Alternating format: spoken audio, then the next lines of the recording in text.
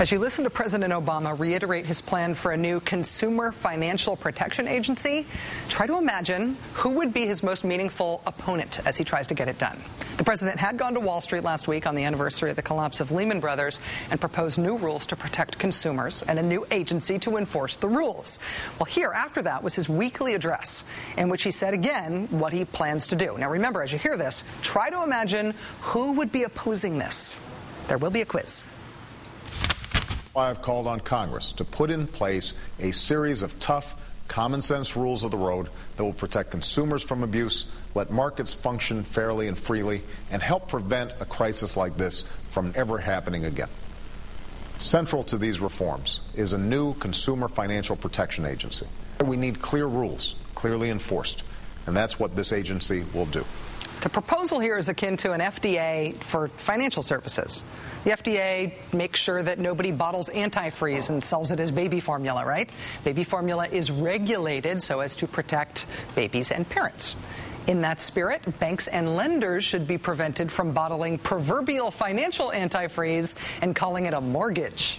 So now for the quiz. Who's the active opposition to the president's plan to stop banks from gouging consumers? If you said Wall Street, you definitely do not fail, but you're not quite there. If you said Republicans, you have to go back and count seats in the House and the Senate. It's not really them. The answer is actually Democrats, specifically blue dog Democrats, ConservaDems, the same crowd that's holding up health care reform right now. Freshman Democratic Congressman Walt Minnick of Idaho, a member of the Blue Dog Coalition, says he'll propose an alternative to the president's plan to re-regulate Wall Street. And Mr. Minnick's still unfinished bill would eliminate the president's proposed Consumer Financial Protection Agency. Congressman Minnick reportedly prefers an advisory committee of existing consumer agencies that will have the power of suggestion, not actually any power of enforcement. You know who thinks that stinks? Congressman Barney Frank, on whose committee Walt Minnick sits. Mr. Frank told the Huffington Post tonight that Mr. Minnick should withdraw what he said about opposing the Consumer Financial Protection Agency. Number one, ouch, getting smacked down by Barney Frank hurts, particularly when you are a freshman congressman. Number two, with guys like this, who needs Republicans, right? Joining us now is a man who was just named to be the head of the nation's largest federation of unions, the AFL-CIO, Richard Trumka. Mr. Trumka, congratulations. Thanks for joining us here tonight. Thank you, and thanks for having me on, Rachel. I appreciate it very much.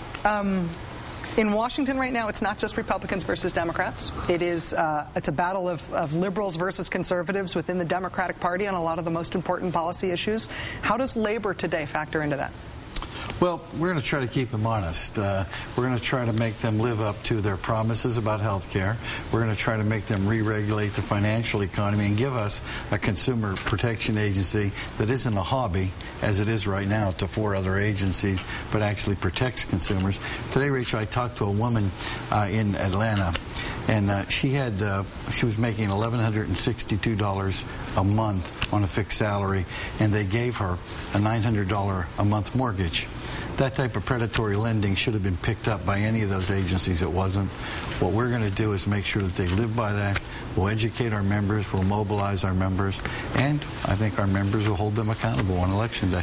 When labor is active on big contentious policy issues like on health care, like this regulation is going to be, you get denounced from the right as bullies. You get denounced. The word goon always arises. What do you think about the way that union members have been caricatured by the right? Well, it's totally unfair. They can't answer us with on the objects or the issue itself, so they try to minimize us or demonize us. And we don't care about that, what they say. We know that what we're doing is right. We know that standing up for health care with a public option that'll break the stranglehold of insurance companies, we know that's the right thing to do. They can call us whatever they want. It's not going to deter us. And maybe it has in the past, but it won't now. This re-regulation of the economy, we know that Wall Street hasn't learned its lesson. We know that unless we re-regulate them, the same thing will occur again and again and again and again. So we're going to push for that regulation, regardless of what they say. When I think about right now the power of labor, the power of really the middle class, the hopes for the future of the middle class in the United States, I think about the proportion of the workforce that is unionized. And over the course of my lifetime, I was born in 1973, that proportion has dropped steadily and dropped by a lot.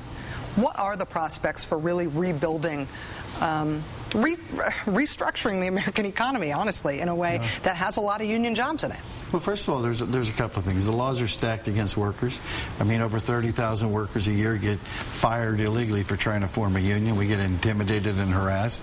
There's an act called the Employee Free Choice Act that we are behind, and we will get passed before the end of the year. It'll allow workers to form a union and get a better share. And here's the thing, Rachel. It's necessary if we're going to build a sound economy. Over the last 30 years, because workers' wages have stagnated, we've had to borrow our way into the middle class. And that doesn't work. We'll bring a union to people. They'll be able to bargain their way into the middle class, get more money, spend more money rather than borrowing it, and create an economy that really does work for everybody. And are you going to be able to count on conservative Democrats to support you on the Employee Free Choice Act? Well, here's what I think. I think we'll have plenty of votes to get it passed in the House. I think we'll have enough votes to get it by in the Senate. And I think everybody's on board on all that because they know that the system really is broken. It needs to be changed. There needs to be a counterbalance to the power of corporations and the power of Wall Street. And the only way to do that is to empower workers. All right, you're on the record. Plenty in the House and enough in the Senate. Richard Trumka, new president of the AFL-CIO. Congratulations to you again. It's good to see you. Thanks, Rachel. Good luck to you. Thanks for having me on.